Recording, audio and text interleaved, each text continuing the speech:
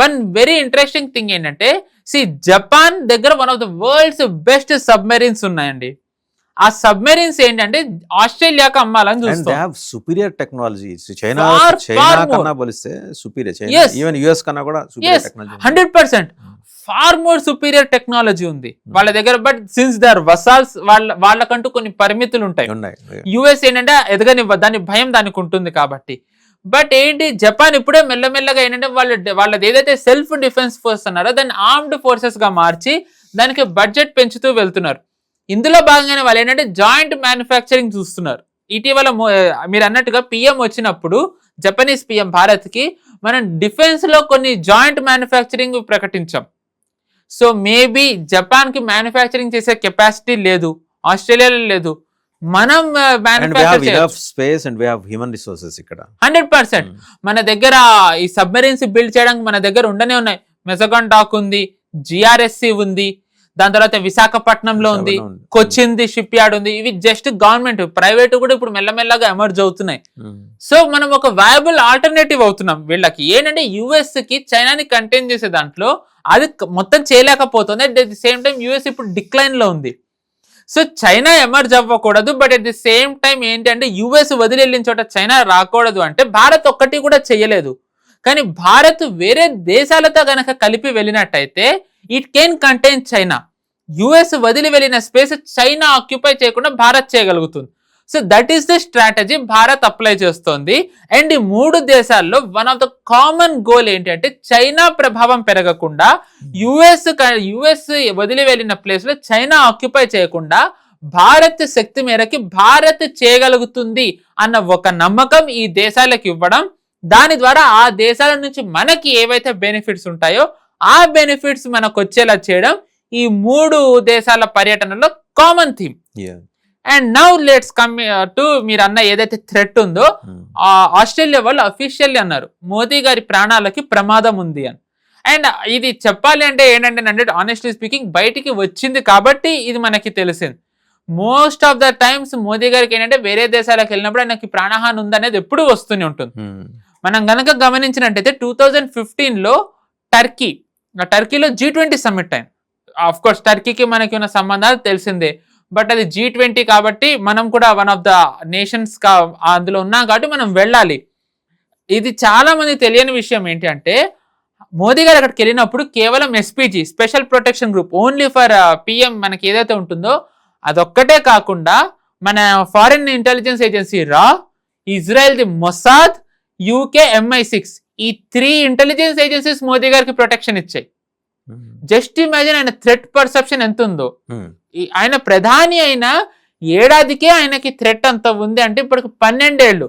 So threat levels ఇంకా ఎంత పెరిగిందో మనం అంతర్జాతీయంగా భారతదేశానికి పెరుగుతున్న ప్రాధాన్యం కావచ్చు, ప్రాముఖ్యం కావచ్చు, వీటన్నిటి నేపథ్యంలో మోదీ పర్సనల్ ఇమేజ్ కావచ్చు, 100% ఇవన్నీ కలిసి సాధారణంగానే చైనా కడుపులో కారపడేసుకుని తిరుగుతుంటుంది. గ్యారంటీగా డ్రాగన్ పరిస్థితి. యుఎస్ ఎలాగో ఉండనే ఉంది, పాకిస్తాన్ ఉంది, ఇప్పుడు కొత్త శత్రువు బంగ్లాదేశ్. ఎస్. సో పాకిస్తాన్, బంగ్లాదేశ్ వీళ్ళు ఏంటంటే వసాల్స్. చైనా ఏం చెప్తే అది వినాలి, బంగ్లాదేశ్ ఏం చెప్తే అవి వినాలి, యుఎస్ ఏం చెప్తే అది వినాలి. సో ఆఫ్టర్ టర్కీ 2024లో మోదీ గారు మూడోసారి ప్రధానమంత్రి అయ్యాక యుక్రెయిన్ వెళ్ళారు. ఇవి ఇమేజెస్ కూడా ఉన్నాయి.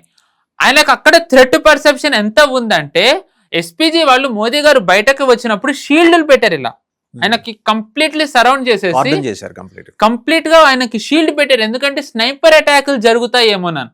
మనం చూసాం JFK ఎలా పోయాడో మనకి తెలిసిందే. ఇజ్రాయెల్లో ఒక ప్రధానమంత్రిని కూడా అలాగే టార్గెట్ చేశారు. ట్రంప్ ని ఎలక్షన్ క్యాంపెయినింగ్ లో ఎలాగా అటాకులు జరిగాయో మనం చూసాం.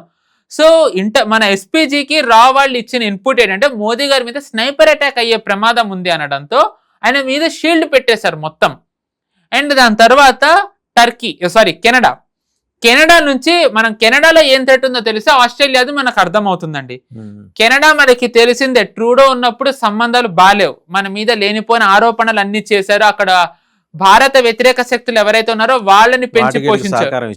ఖలిస్తాన్ వాళ్ళకి, పన్నుకి కానివ్వండి, అక్కడ ఉన్న జగ్మిత్ సింగ్ ఒక ఖలిస్తానీ, వీళ్ళందరికీ మినిస్టీరియల్ క్యాబినెట్ బర్త్లే ఇచ్చారు. బట్ దాని తర్వాత మార్క్ కార్నీ ప్రధానమంత్రి అయిన తర్వాత కెనడా ఆర్థిక పరిస్థితి చూసుకుని ఏంటంటే మనం భారత్తోని గొడవ పెట్టుకుంటే అవ్వదు, మనం భారత్తోని సత్సంబంధం నెలకొల్పుకోవాలి.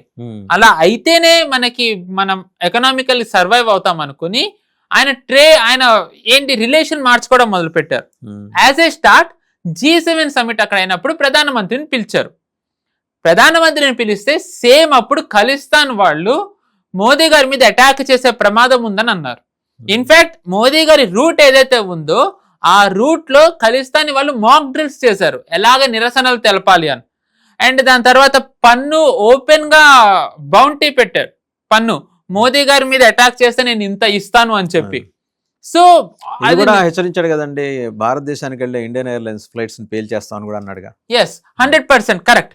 సో ఏంటంటే పన్ను అనే అతను ఎప్పుడు ఇలాంటివి ఇస్తూనే ఉంటాడు. సో పన్ను వెనక ఉన్నది యుఎస్ అన్న సంగతి మనకు కూడా తెలుసు.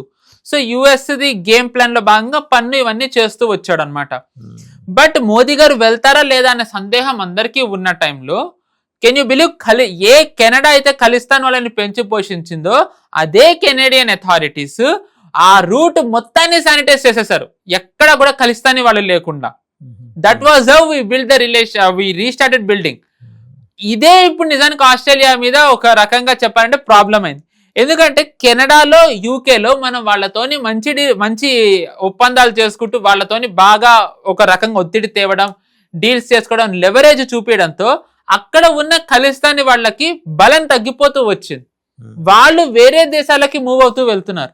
అందులో భాగంగానే వాళ్ళు ఇప్పుడు ఏంటంటే Azerbaijan, Australia and New Zealand. Australia New Zealand లో ఎప్పటి నుంచో ఉన్నారు, కానీ ఈ కెనడా అండ్ యూకేలో ఉన్న వాళ్ళు ఎక్కువగా ఆస్ట్రేలియాకి మైగ్రేట్ అవ్వడం మొదలు పెట్టారు. సో ఇన్ దాట్ వే మనం చూసాం అక్కడ గురుద్వారాల్లో కూడా నిజానికి వాళ్ళు anti India slogans, anti Hindu slogans కూడా ఇస్తూ వచ్చారు. సో నౌ ఈ థ్రెట్ ఆల్రెడీ ఉన్న థ్రెట్ కెనడా నుంచి మూవ్ అయింది అంటే it is a very big concern, పెద్ద థ్రెట్ అండి ఇది, and big concern. And Australia వాళ్ళు ఓపెన్ గా ఇది కూడా చూసాం కదా ఈ మధ్య కాలంలో యహూదీల మీద జరిగిన దాడికి ఆస్ట్రేలియాలో. కరెక్ట్. ఇది ఎస్, అంటే ఆస్ట్రేలియాలో ప్రాబ్లం ఏమైందంటే వోక్ కల్చర్ ఎక్కువైంది. అంటే ఏంటంటే వాళ్ళు ఫ్రీ ప్యాలెస్తీన్ అని చెప్పనడం, ఆస్ట్రేలియాలో ఫేమస్ బ్రిడ్జ్లు ఏవైతే ఉంటాయో అక్కడ కంప్లీట్లీ ప్రో ప్యాలెస్తీన్ వాటితోని వాళ్ళు రోడ్డు మీదకి రావడం. సో ఇవన్నీ తెలిసిందే. అండ్ ఈ ప్రో ప్యాలెస్తీన్ మైండ్ సెట్ వాళ్ళు ఎవరైతే ఉంటారో వాళ్ళకి భారత్ కూడా నచ్చదు, ఇజ్రాయెల్ నచ్చదు, భారత్ నచ్చదు. సో అంటే you actually build very good connection. ఏంటంటే వాళ్ళతోని థ్రెట్ ఉంది, అంటే దే ఆర్ ఇస్లామిక్ ఫోర్సెస్, మనకి వాళ్ళతోని ఉంది, దాని తర్వాత మనకి అక్కడున్న ఖలిస్తానీ వాళ్ళతో ఉంది. సో మనకున్న ఇప్పుడు మోదీ గారికి ఉన్న ఇంపార్టెంట్ ఛాలెంజ్ ఏంటంటే ఈ థ్రెట్ ని అవాయిడ్ చేయడం, విచ్ ఐ థింక్ రా వాళ్ళు అక్కడ ఉన్న ఇంటెలిజెన్స్ ఏజెన్సీస్ చూసుకుంటాయి. మన డయాస్పోరాని మనం కాపాడుకోవాలి. మనకి ప్రాబ్లం ఏమొస్తుందంటే ఇటీవల కాలంలో మన డయాస్పోరా మీద దాడులు ఎక్కువ జరుగుతున్నాయి.